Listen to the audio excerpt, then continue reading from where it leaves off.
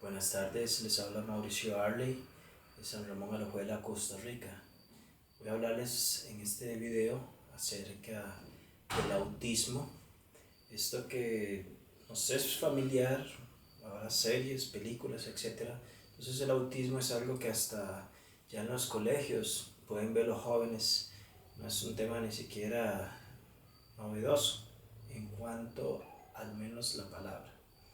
Pero cuando trabajamos el autismo en terapia, algo que trato precisamente de unas primeras sesiones aclarar a las personas es que no se trata de etiquetar.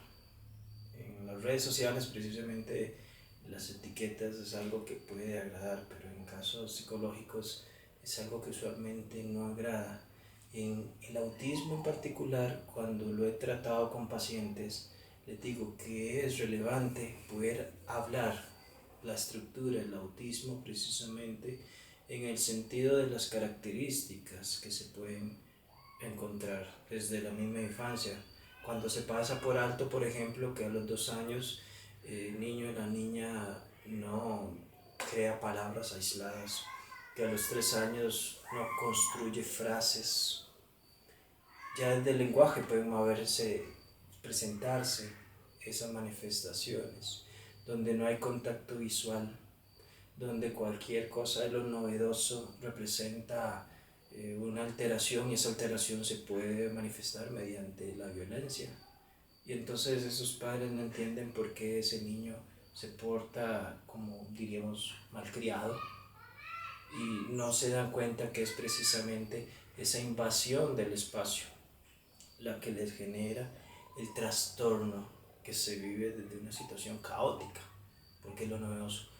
Para el autista, el mejor escenario es donde no hayan cambios.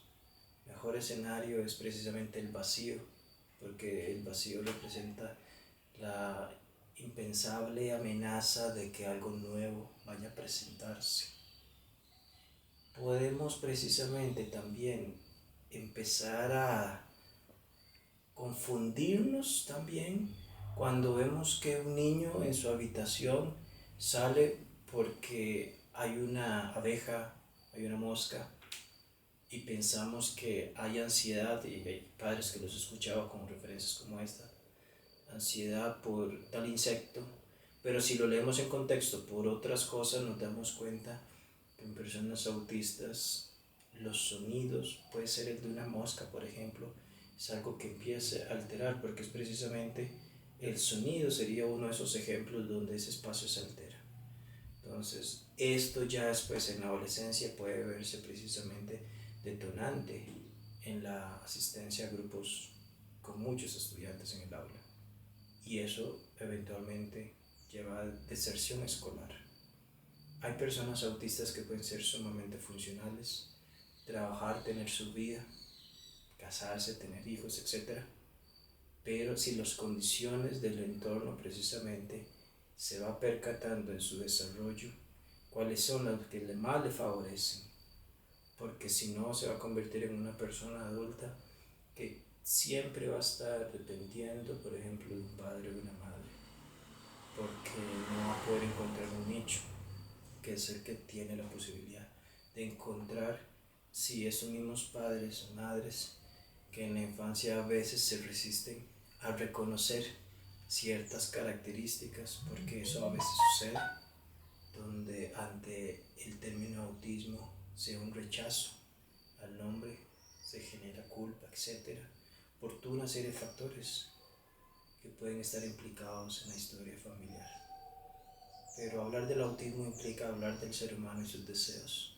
Darse cuenta de que al hablar del autismo no es para etiquetar, sino para reconocer que se puede encontrar un espacio donde el sujeto precisamente se desarrolle, sea funcional, sabiendo cuáles son sus propias limitaciones, pero también distinguiendo destrezas.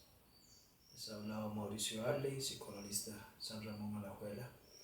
Sesiones presenciales en el consultorio privado o vía Skype o llamadas a través de WhatsApp, marleyfonseca@gmail.com.